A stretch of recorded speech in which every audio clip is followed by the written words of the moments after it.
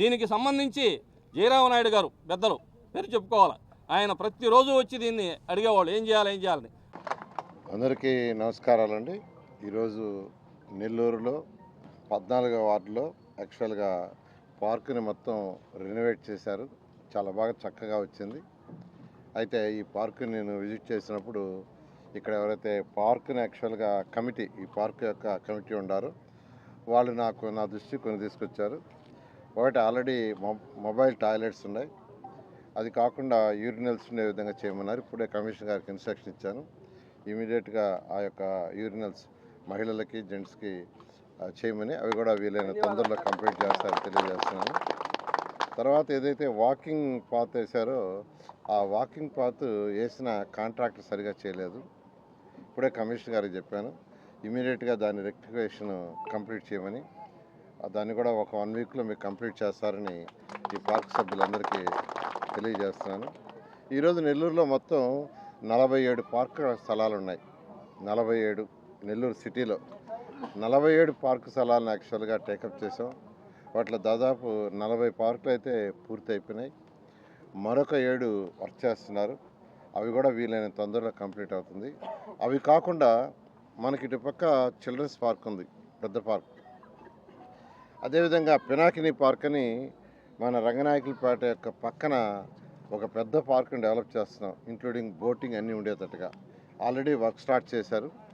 బహుశా అది కూడా ఒక 3 మంత్స్లో, బహుశా జనవరి 1కి వీలైతే జనవరి 1కి ఫేజ్ 1 దాన్ని ఇనాగ్రేషన్ చేస్తాం.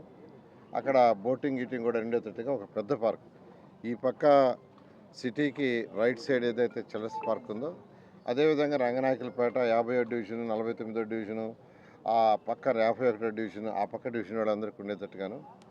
అదేవిధంగా మనకు బోడిగోడి తోట అంటారు, అక్కడ ఒక పెద్ద పార్క్ని డెవలప్ చేస్తున్నాం. అక్కడ కూడా వీలైతే ఆ పార్కులు యాక్చువల్గా వాటర్ యాక్టివిటీ పిల్లలకి వాటర్ యాక్టివిటీ ఉండేటట్టుగా ఈ విధంగా నెల్లూరులో ఏదైతే పిల్లలకు కానీ అటు పెద్దలకు కానీ వాకర్స్కి కానీ కన్వీనియంట్గా పార్కులు టేకప్ చేయడం జరిగింది. అదేవిధంగా మీకు అందరికీ తెలుసు, అనేక వర్క్స్ టేకప్ చేసాం.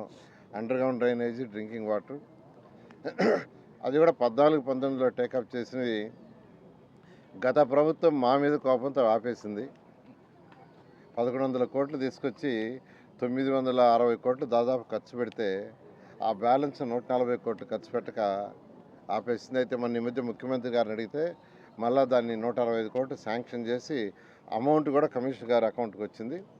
ఈ మధ్య ఎవరైతే ఆ కాంట్రాక్టర్ ఉన్నారో వాళ్ళ వర్క్ కూడా వేగవంతం చేశారు. డిసెంబర్ 31కి డ్రింకింగ్ వాటర్ అయితే పూర్తి చేస్తామన్నారు.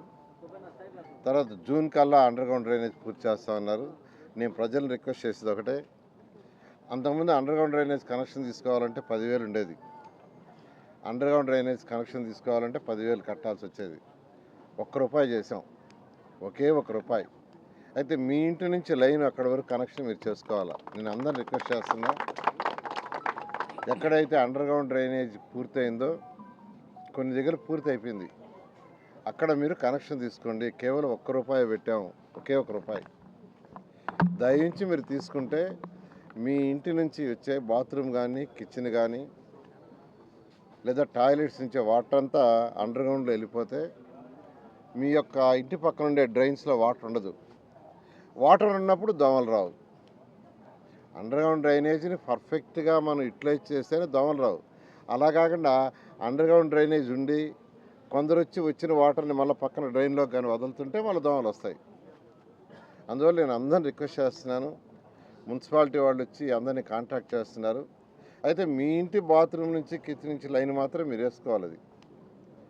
సో ఆ విధంగా చేసుకుంటే నెల్లూరు నగరం మనం జూన్కి దోమలనే నగరం చేయొచ్చు. అంతేకాకుండా అంటే పర్ఫెక్ట్ సిటీ దోమలనే నగరం కావాలంటే నెల్లూరులో కొన్ని కెనాల్స్ ఉన్నాయి. ఉయ్యాల కాలువ, మల్లప్ప కాలువ, రామిరెడ్డి కాలువ, వాటి బ్రాంచ్ కెనాల్స్ ఉన్నాయి.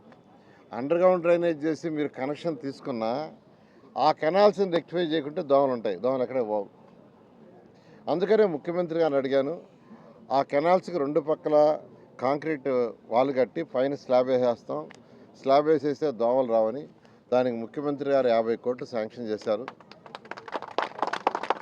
దానికి టెండర్లు కూడా యాక్చువల్గా అధికారులు ఆల్మోస్ట్ ఫైనలైజ్ చేశారు. ఇవాళ పిలవటం అయిపోయింది, ఓపెన్ కూడా చేశారు. అది ఫైనల్ అప్రూవల్ రేపు శనివారం లోపల కంప్లీట్ అవుతుంది, నెక్స్ట్ సాటర్డే లోపల ఆ వర్క్ టేకప్ చేస్తారు. అయితే నేను నెల్లూరు ప్రజల్ని రిక్వెస్ట్ చేసేది ఒకటే, ఒరిజినల్గా కెనాల్స్ యొక్క వెడల్పు 30 అడుగులు, 35 అడుగులు, 25 అడుగులు అయితే ఆక్యుపై చేసుకొని ఉన్నారు. అయితే ఈరోజు డ్రైన్స్కి ఎంత కావాలో అంత ఓపెన్ చేయక తప్పదు. అంటే 35 అడుగులు ఒరిజినల్గా ఉన్న ఈరోజు దాంట్లో 20 అడుగులో 18 అడుగులో కావాలా. అధికారులు ఎస్టిమేట్ చేసి అంతా చేశారు. మార్కింగ్ ఇవాళ నుంచి స్టార్ట్ చేస్తున్నారు. అందరూ సహకరించండి. నేను ఆక్యుపై చేసేసుకోనున్నా నేను వదలంటే కుదరదు.